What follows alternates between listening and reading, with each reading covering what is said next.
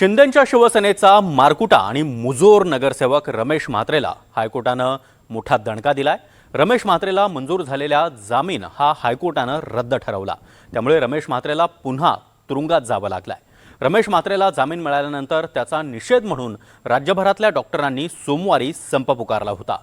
मात्र हायकोर्टानं स्वतःहून याची दखल घेत रमेश म्हात्रेचा जामीन रद्द केला। त्यामुळे डॉक्टरांनी देखील त्यांचा संप हा स्थगित केलाय। रमेश म्हात्रेला कोर्टानं कशा प्रकारे दणका दिलाय पाहूयात।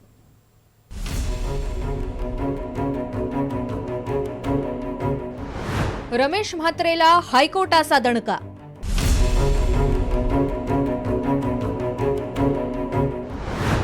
मारकुट्या रमेश म्हात्रेचा जामीन रद्द।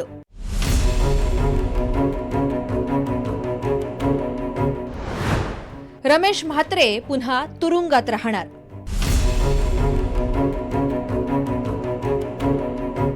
डॉक्टरांना मारहाण करून नंतर जामिनावर सुटलेल्या रमेश म्हात्रेला हायकोर्टानं जोरदार दणका दिलाय।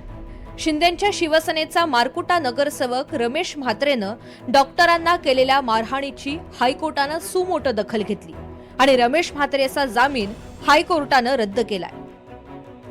त्यामुळे रमेश म्हात्रेला पुन्हा तुरुंगात राहावं लागणार आहे। रमेश म्हात्रेसह इतर आरोपींचा जामीनही हायकोर्टानं रद्द केलाय।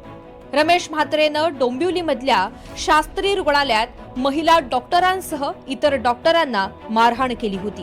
तुमच्या पक्षाचे जे नगरसेवक होते म्हात्रे त्यांना जामीन मिळालेला होता, पण नंतर आता कोर्टाने त्यांचा जामीन रद्द ठरवलेला आहे। मारहाण केली होती डॉक्टरांना, तुम्ही तुमच्या पक्षाची तेव्हाही स्पष्ट भूमिका मांडलेली होती, पण जामीन मिळाल्यामुळे टीका होताना बघायला मिळते। भूमिका जी आहे ती स्पष्ट होती। जामीन जो आहे तो कोर्टामधूनच मिळाला होता। आता पुन्हा जो आहे तो कोर्टाने जामीन जो आहे तो फेटाळलेला आहे। जे काही कोर्टाचा निर्णय आहे त्याचं स्वागत जे आहे सगळ्यांनी केलेलं आहे। रमेश म्हात्रेला महानगर दंडाधिकाऱ्यांनी जामीन मंजूर केल्याबद्दल हायकोर्टानं चांगलेच ताशेरे ओढलेत। डॉक्टरांवर झालेला हल्ला अत्यंत गंभीर होता। महानगर दंडाधिकाऱ्यांनी हे प्रकरण गांभीर्यानं घेतलं नाही। आरोपी नगरसेवक रमेश म्हात्रेला जामीन देताना आरोपीची गुन्हेगारी पार्श्वभूमी विचारात घेण्यात आलेली नाही। रमेश म्हात्रेवर याआधी 18 गुन्हे दाखल आहेत, हे विचारात घ्यायला हवं होतं। रमेश म्हात्रेला जामीन देताना पोलीस ठाण्यात हजेरी, तपासात सहकार्य किंवा हालचालींवर नियंत्रण अशा कोणत्याही अटी घातलेल्या नाहीत। त्याबद्दल हायकोर्टानं आश्चर्य व्यक्त केलंय। डॉक्टरांवरच्या हल्ल्याचा राज्यातल्या वैद्यकीय सेवांवर गंभीर परिणाम झाल्याची नोंदही न्यायालयानं घेतलीय। रमेश म्हात्रे शरण आला नाही तर त्याची मालमत्ता जप्त करण्याचे आदेश हायकोर्टानं दिलेत।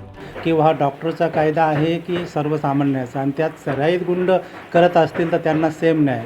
भारतीय संविधानानुसार सर्व कायद्यापुढे समान आहे। त्याचा जर मान राखला गेला तर ही घटना घडली नसती। आणि कल्याण कोर्टाने जो निकाल दिला तो निकाल असा एवढा डॉक्टरांना आवडला नाही की डॉक्टरांना त्याच्यात सहमत नव्हते की डॉक्टर एवढा हमला होतो आहे आणि निकाल असा जातो आहे की भविष्यामध्ये काय मेसेज जाईल। आणि त्याची दखल आपल्या हायकोर्टाने घेतली आणि सुमेटोच्या आधारे ते परत जामीन रद्द करण्यात आला। त्यामुळे डॉक्टर वर्ग या बाबतीत थोडा समाधानी झाले। महाराष्ट्र वैद्यकीय सेवा व्यक्ती आणि संस्था कायदा 2010 अंतर्गत डॉक्टर, नर्स, वैद्यकीय कर्मचाऱ्यांवर हल्ला करणं हा दखलपात्र आणि अजामीनपात्र गुन्हा आहे। या गुन्ह्यात 3 वर्षांपर्यंतचा तुरुंगवास आणि 50,000 दंडाची शिक्षा आहे।